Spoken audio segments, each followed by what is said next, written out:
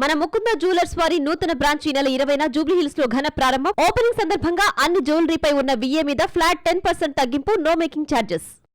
బంగారం ధరలు గంటల్లోనే తారుమారయ్యాయి. ఉదయం ధరలు పెరగ్గా కొన్ని గంటల వ్యవధిలోనే సీన్ రివర్స్ అయింది.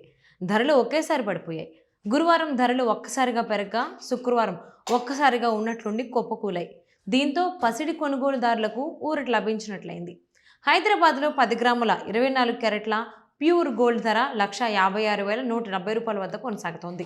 నిన్న 156,490 రూపాయల వద్ద స్థిరపడగా నిన్నటితో పోలిస్తే ఈరోజు 320 రూపాయలు తగ్గిందని చెప్పొచ్చు.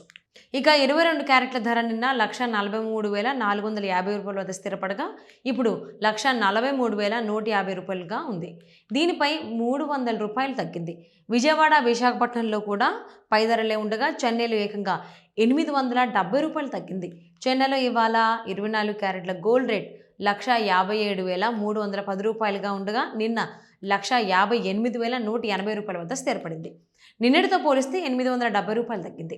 అటు 22 క్యారెట్ల బంగారం ధర 144,200 రూపాయల వద్ద ట్రేడ్ అవుతుంది. ఇక బెంగళూరులో 24 క్యారెట్ల స్వచ్ఛమైన బంగారం ధర 156,170 రూపాయల వద్ద కొనసాగుతుండగా 22 క్యారెట్ల రేటు 143,150 రూపాయలుగా ఉంది.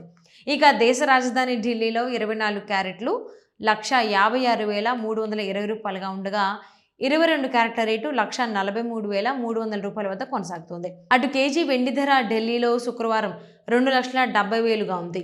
ఇక హైదరాబాద్లో కూడా కేజీ సిల్వర్ 2,70,000గా కొనసాగుతుంది. ఇక చెన్నై, బెంగళూరులో కూడా ఇవే ధరలు కొనసాగుతున్నాయి. వెండి ధర నిన్న 20,000 రూపాయలు పెరగ్గా ఇవాళ పతనమయ్యాయి.